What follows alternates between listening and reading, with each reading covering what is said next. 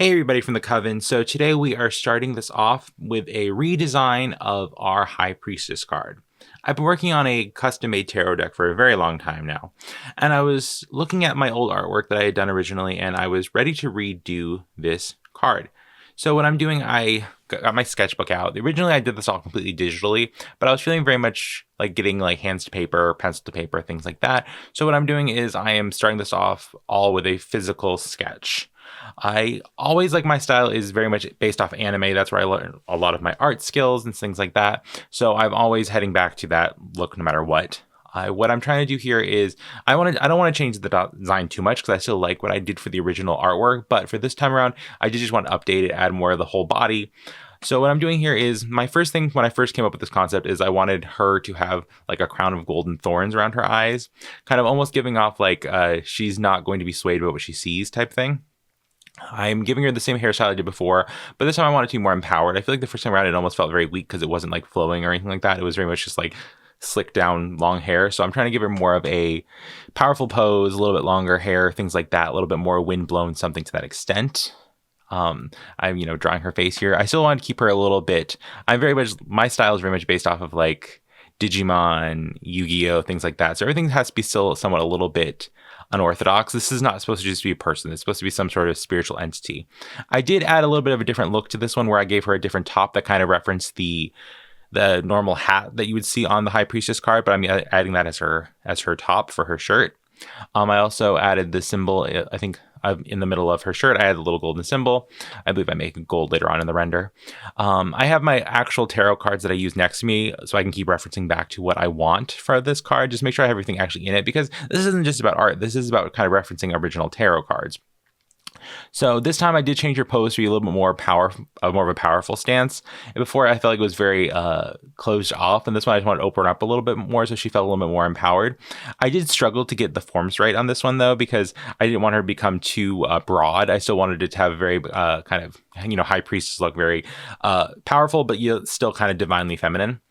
My favorite thing I did add to this design is I took the scrolls that the High Priestess card is known for having, and I did wrap them around her like a shawl. I do put in the render later on a bunch of writing on it, or at least what's presumed to be writing. It's still a very small image, but I do add that in later on. But right now I'm just adding these scrolls to her arms, almost like a shawl.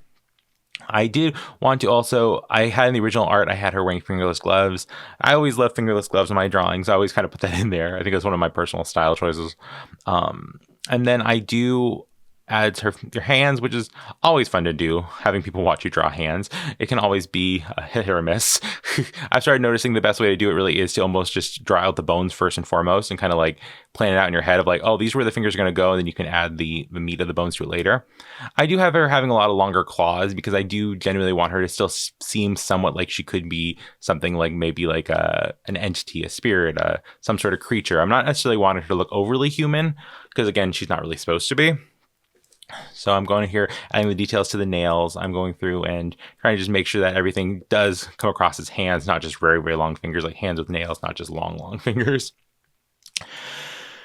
I am going through and just touching up some of my lines as I go. I'm trying my best to not be super deep and heavy with these lines, just in case I do need to erase later on. I believe I'll go back through later on, and I also do re-ink this with Sharpie. I am a big fan of inking everything with a marker afterwards. I think that's because I did learn how to draw from anime and manga and stuff like that. So that's kind of like why I always head back to, I think, a Sharpie. So again, everything right now is just getting very loosely the shapes and things like that. This card's very special to me because this is actually the first idea I had for a card to do my custom tarot deck. Before that, I hadn't really thought about it much, but this card was like, oh, this is what I want to do.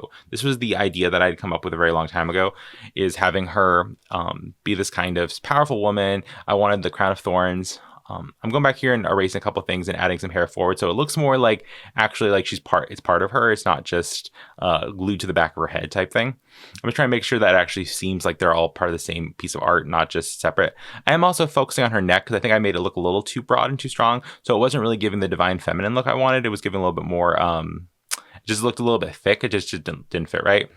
She's also going to have her roots. We're seeing her roots show in her hair. Now we're heading down towards the abdomen area. I did want to still keep my same color scheme as what I had done before. This is something that I had planned out way back when I started. Like, I think this was a couple of years ago, honestly. So I still wanted to have her have that kind of like skirt that was, I think, a deep maroon color is what we're going to head later on in the render.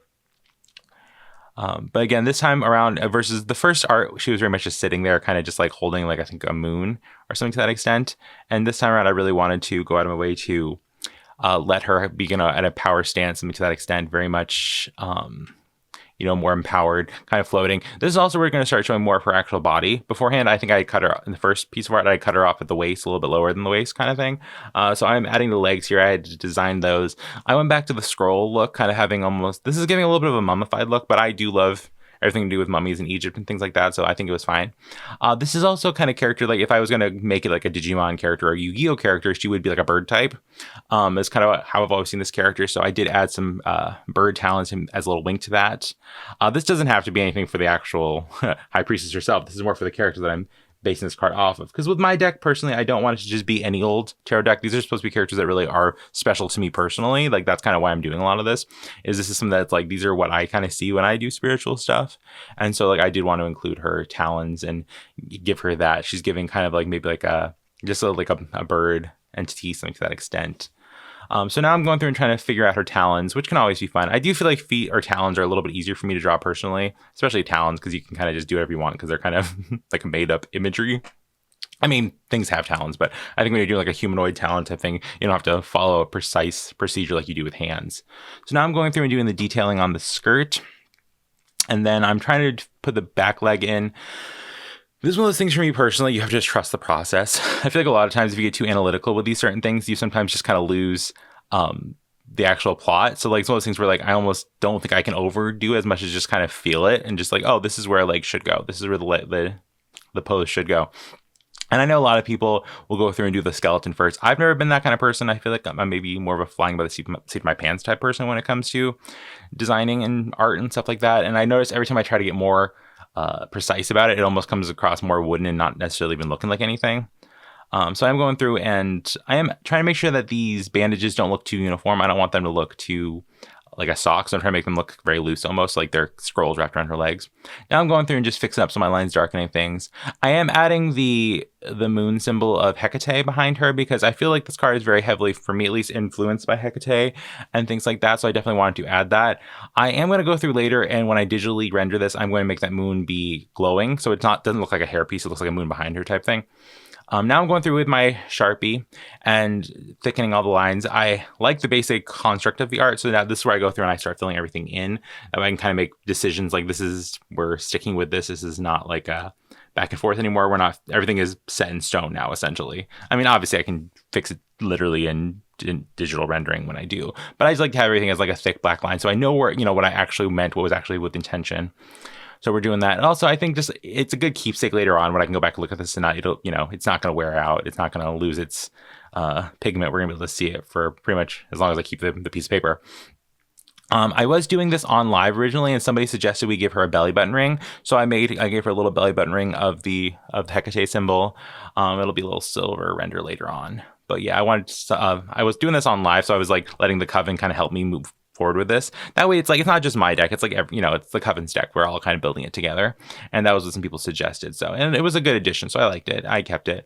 Again, beforehand in the original art, I don't know if I actually even got that far down her body, so we didn't really see that far down. So now they're able to add that. It's just adding a little more details here and there and making her a little bit more like a powerhouse, not just like a generic character.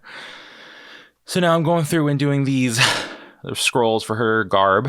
At the time I was kind of just trying to decide if I wanted to draw the script in on the roll of scrolls right now, or if I want to do it digitally. I did choose to go digitally just because I can get better detail with that. I feel like that's the one side part without using a marker, is that like it does bleed sometimes, right? And if you're trying to get small details, it can be kind of messy.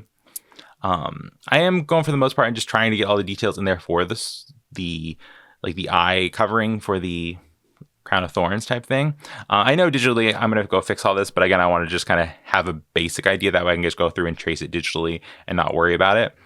So essentially this is kind of where we get into that. I do go over with a eraser and try to clean up all the pencil lines. That way I just know exactly what is supposed to be there and what isn't. I feel like this helps me out a lot because, again, I'm doing this so I can just go trace this later digitally and I can add all the details in on a digital render. So this is where we kind of ended off with the physical drawing. I really like how she turned out. I think the art turned out a lot better than I expected. So I take it over to my digital editing program. So I render stuff a little bit different than most people. This is just the way I've always done it. I go through and I cut everything out beforehand, and then like I'll add a new layer and I'll put like a full black layer over the whole thing after like a matte type thing, and then I will invert it into like 3 or 4 inches in, or whatever you want, like pixels in, and then we'll cut it out. And then that way I can just go through and start tracing all the lines inside, but my outer line is always going to be the same silhouette as what I drew originally. That's kind of like my biggest thing, is because that's the thing is I did physically draw this, so I still want it to look as much like that as possible. I don't want it to be too precise, but now I'm going through and just filling in all the lines, inking them digitally.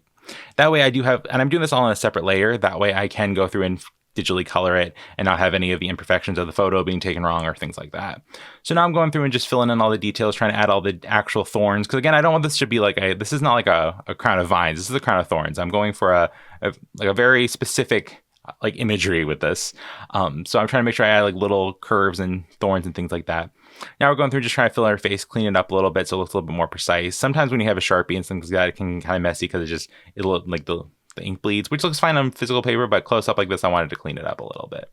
So we're going through and now just kind of defining all the lines, fixing everything up, making sure everything's connected, trying to keep everything to be still very delicate, but also we know it's there. Because I've noticed that sometimes if I don't do that, it can look very fake and very pixely and very digital. So we're going through and just fixing everything up.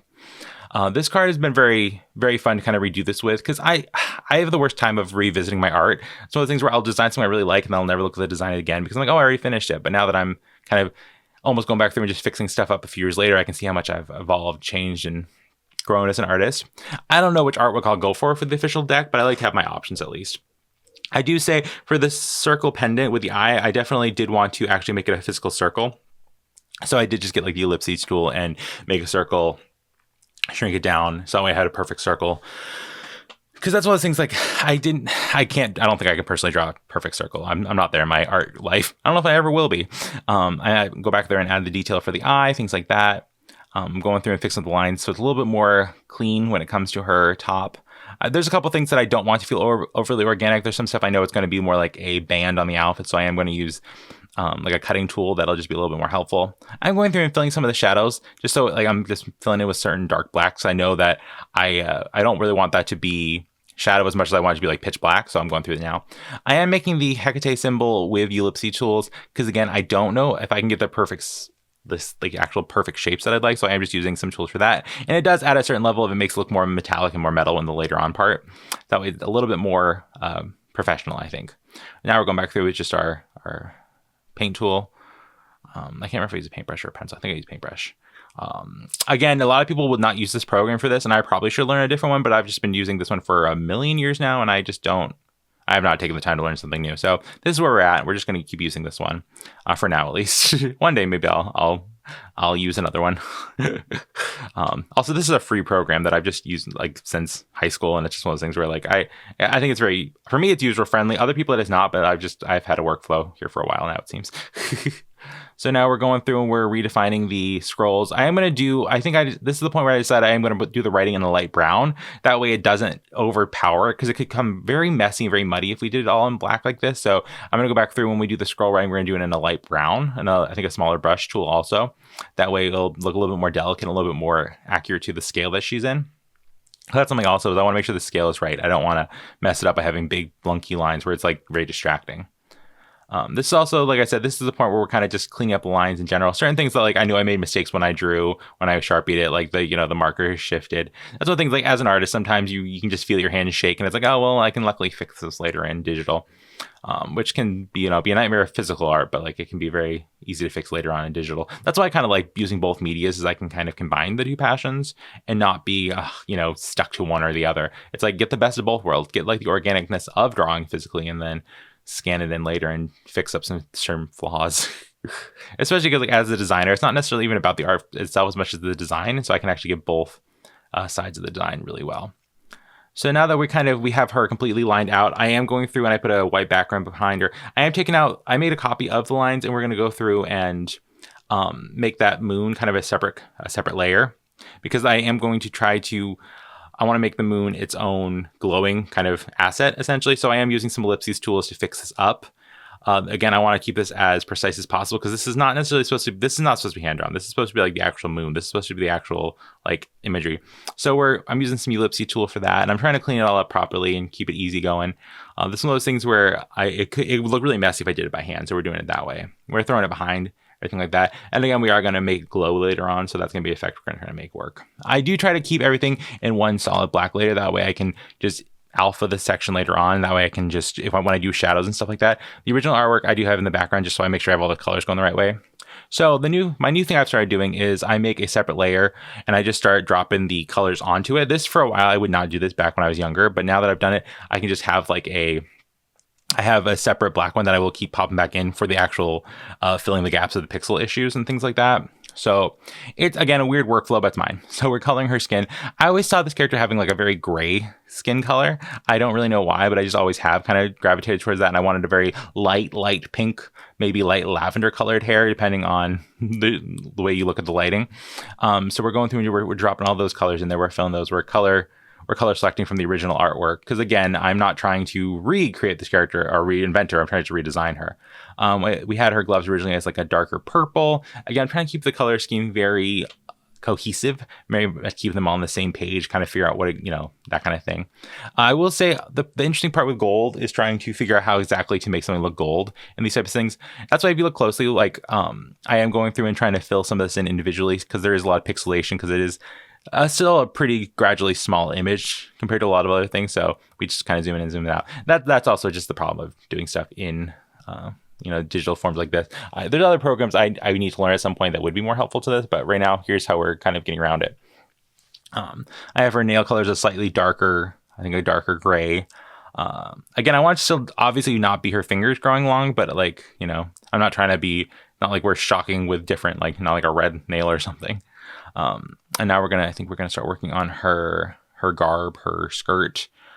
This is very much, I've always liked this color scheme. I always thought these kind of worked really well together. I think it's hard sometimes to find pinks and purples and reds that work together, but I think these ones, the shades I did end up picking, do kind of vibe pretty decently. And now we're doing the scroll part, I believe. We're going to start doing the scroll part in a second here. Again, I was trying to figure out what exactly the socks should be because those weren't in the original art. But I think having them match perfectly kind of works. It kind of brings the whole art together and makes it all one cohesive piece of work. And so, we're doing all of that. This is the fun part of having to go through each little section and hit it and make sure we don't miss any of them. And just make sure that everything's all one shade or one shade for the most part. Obviously, for stuff that's supposed to be behind, I am making a slightly darker shade. That way you can kind of see the shadows and things like that. That's one of the things where, for my particular style, I've started also realizing I don't like to have stuff be too faded or too light. I like to have it be very dark and I want to push the assets as far as possible. And so we're just going through, filling everything in, making sure that everything's one color, making sure everything works in the right pace. Again, I really wanted to go really hard for this one. I wanted to work really hard on this particular card because I do think the High Priestess is such an important card of the tarot deck that I didn't want it to just be like any old card. So maybe that's why she's getting two styles and other people aren't, or other cards aren't. So now I'm working on the moon behind her and stuff like that. I'm trying to make that a lighter shade because I know I am going to end up going through and making it glow later on. Now we're working on the belly button ring.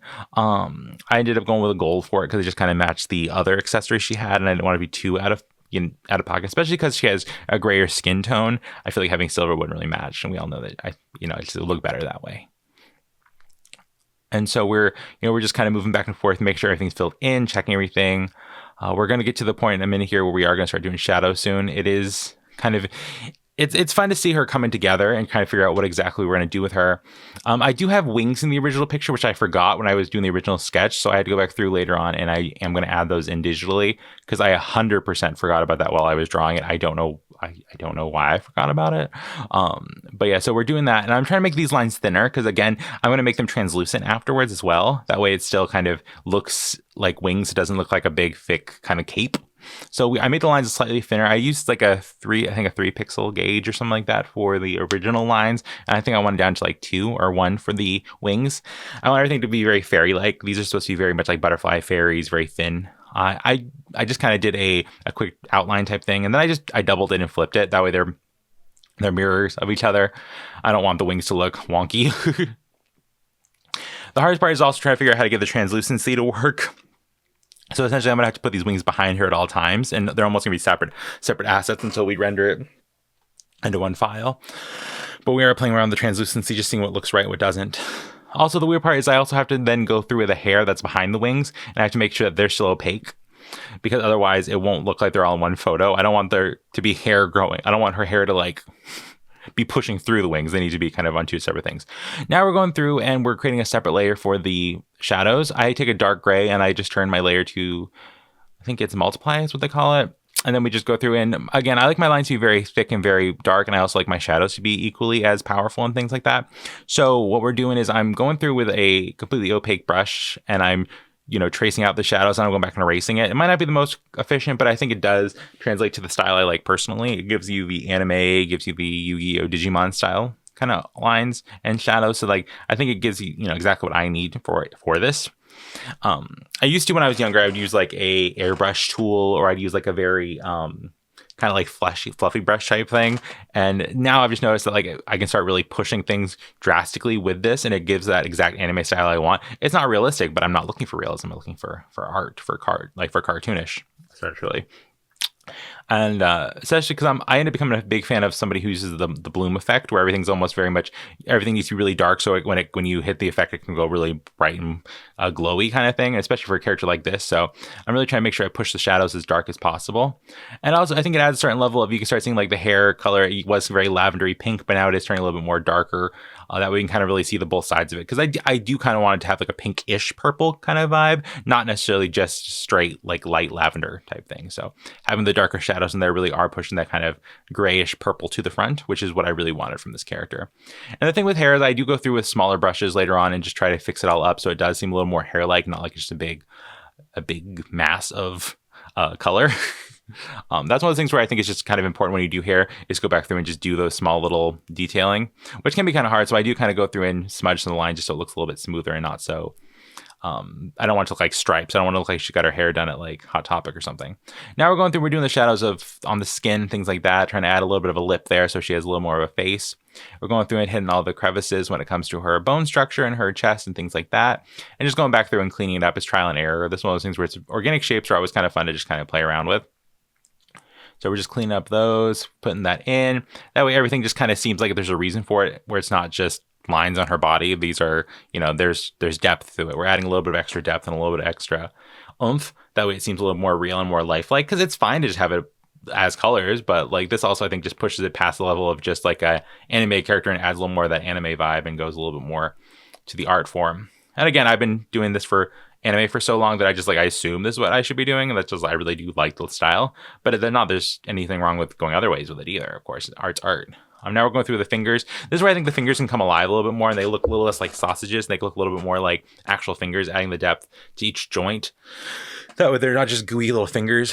I think also just adding the shadow behind them a little bit gives you the depth of knowing that they're round and not just weird shapes. And I then go through and I'm doing the abdomen. We're fixing up her shadows there. We're going through and make sure that the skirt looks like it's on top of her. I'm trying my best to not everything needs a shadow, because not everything has this, shadows don't all fall the same. Same with like the belly button ring. We're adding it to just parts of it. Now we're going through and putting the shadows on her thigh, things like that. We're going through and cleaning everything up so we know which leg's in front, which one's in the back, cleaning up the knee, things like that. We're also going to start working on just trying to make sure that the kneecap looks like it's there as well, because otherwise it would just look like there's lines on her knee. I'm pushing the back of her talon a little bit further back, just that way it gives a little more of a 3D dimension. And we're, pushing the other foot all the way to the back. At this point, I still had not done the script on the scrolls yet, so we will do that probably before, I believe. I'm hoping I did it before. Either way, it won't really matter, because this is all in separate layers, so we can always do it afterwards. I did want to go back through and add some cheekbones to her. It was giving a little bit, her face it was giving a little too rounded, and I wanted it to be a little bit sharper, because again, this is supposed to be more of a kind of mature character, and I feel like the roundedness gave her a little bit of a kind of innocent look. And so I really did want to just add a little bit more to her face, so it gives a little bit more age to her, a little bit more validity to her being the High Priestess. She's not just a priestess, she's the High Priestess. She needs to be, a little bit more grown up. Also, I did go through and shadow the gloves where her hands had palms and things like that. And now we're going through and I'm defining the differences between the skirts. As of right now, you can still see there's some gaps in the pixelation. That's why I do have that one layer in the back that I'm going to put on and at the end that's all black. That way, anything that might not have been colored by the original dropping of the colors will just turn back to black, which is what it's supposed to be anyway. Just the pixelation is kind of messy. And one of the day I'll learn how to fix that, and I'll try to fix that. But as of right now, this is my workaround, it seems. So now we're going through and just defining all the lines of the skirt. A lot of times you can have the lines in there, but if you don't really define it with shadow, it doesn't always look right. It kind of just looks like you just put them there for the sake of it. So I think going through with the shadow really does add a lot of power to it. So I did go through, I guess, and shadow all the scrolls first and foremost before I added all of the script.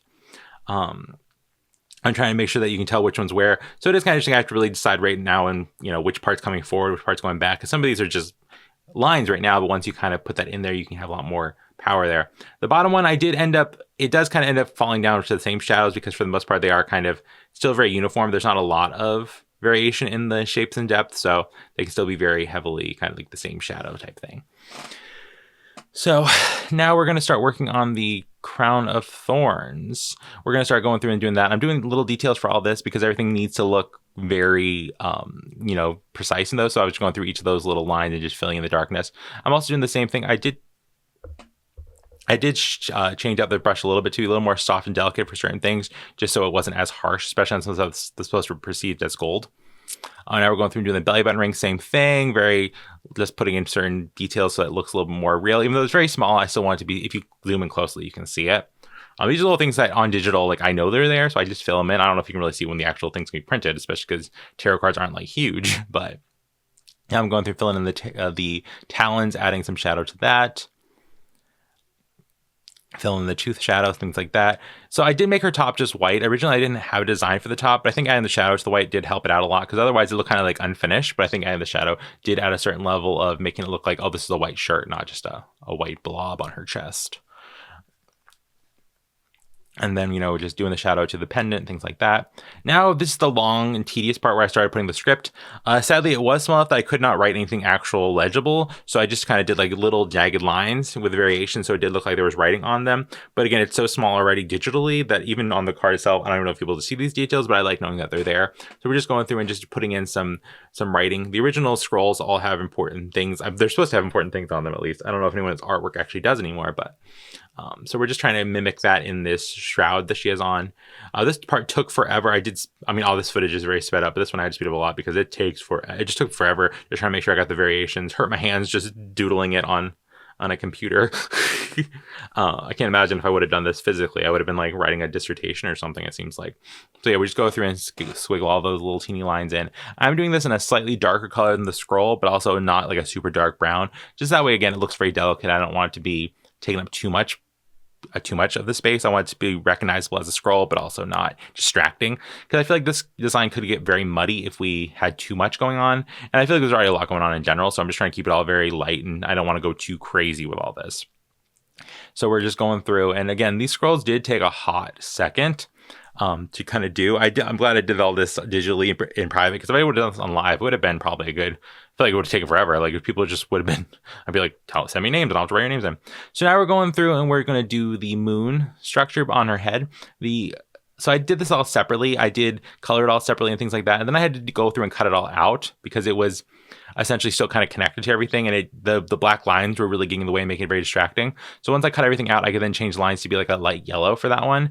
That way, when I do the glowing effect, it will actually look like it's glowing and it won't just be black lines on a light colored moon. Then I started going through and blurring them out constantly over and over again until I got the right kind of shade I wanted. And then we kind of had this glowing kind of like effect, which looked really cool, I thought. And again, just trying to make sure it kind of all worked together without getting in the way of the black art that was there before. I did take the original background we had for the original art and I just put it back in there because I liked it and I didn't really feel the need to redesign a whole background. I cleaned it up a little bit because you can now see her feet and she's floating beforehand where she was just kind of on the ground. Now we're able to go do that, so we're adding just some shadows underneath it. And then I play around with the bloom effect until I got what I liked and until we got our actual artwork we wanted. So yeah, that's pretty much what we did for this art. This is our High Priestess redesigned card. I really like how she turned out. I think she turned out to be a very beautiful card. I'm proud of her for sure. I'm still not sure which one I'll actually use for the official deck. I like having my options. But I definitely think she did kind of mature and show a little bit my own style now of how much I've personally changed and evolved when it comes to art. Because I started this deck a couple years ago and I feel like I've grown in leaps and bounds and learned so many new things when it comes to art. So I was very proud of how she turned out. I hope you guys really like what we did with her this time around. I think we have a lot more to show here, and it seems more like an actual tarot card, not just like a random anime card. So I definitely think we got there with her. So thank you guys so much for watching all the way through this video. I do appreciate you guys. Make sure you follow, like, subscribe, and comment for more content like this, and have a blessed day. Blessed be.